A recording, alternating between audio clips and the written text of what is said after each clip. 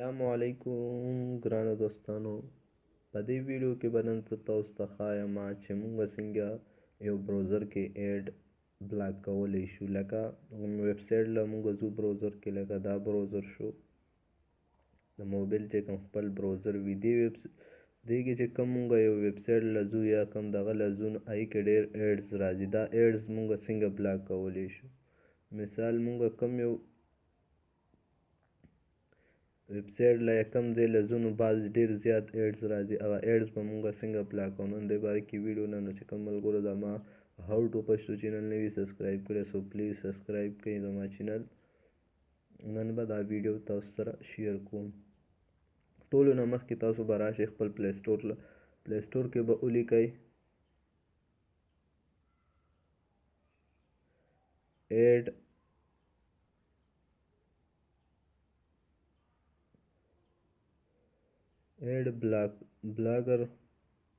بلاکر چې کوم دی.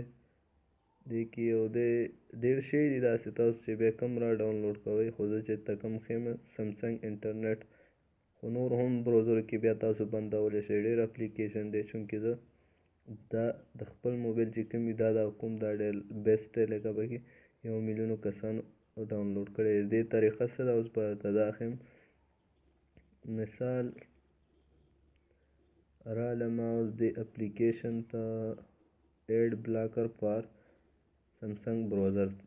دا چې کوم دی یو آر ان کنټرول، دا مې کلیک کړو. نو دلته چې کوم دی تاسو به دا کلیک کوئ. نو دا چې کلیک کړو دلته به تاسو آلویز کلیک کوئ. چې کلیک هم کړو نو دلته چې کوم دی ډیسیبل ټریکینګ اینډ مالور سایټس، دلته چې کوم ایډ بلاک یو رانګې ریموټ تاسې خراب ایډز درته راځي. لکه بعضې یو ایډز وي، تا یو موبایل وګټلو، آیفون دې وګټلو، نو دا هم بندولی شئ. ایډ ور فلټر چې کوم دی دا دې ځای نه تاسو دا شیزونه ټول بندولی شئ. چې ایزي پریونسي، ایزي لیسټ، آی ډونټ کیر اباؤټ د کوکس دغه چې کوم دی مالور ډیمانډس چې کوم دی فریبریک چې کوم دی سپین 404 داسې دغه راته راځي ایډز یې رقم را. نو دا تاسو ټول دې ځای نه بندولی شئ. څه بندولی شئ؟ وړومبی چې کوم دی کنفیګر، دلته چې کوم دی یور فلټر لیسټ.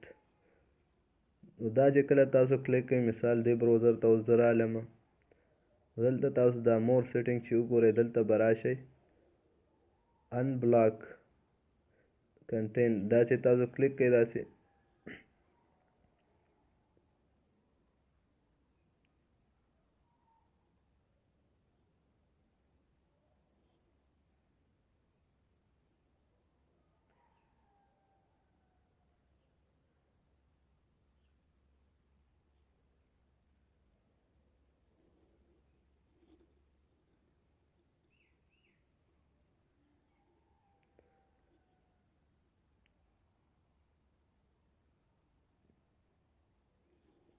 مثال زه اوس دلته یو ویب سایټ له ځم.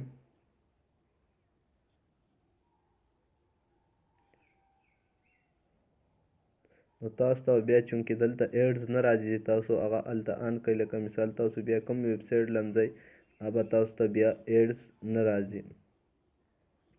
لکه دلته اوس بل څه ورکوم، یو نوم ورکوم هاو ټو پښتو.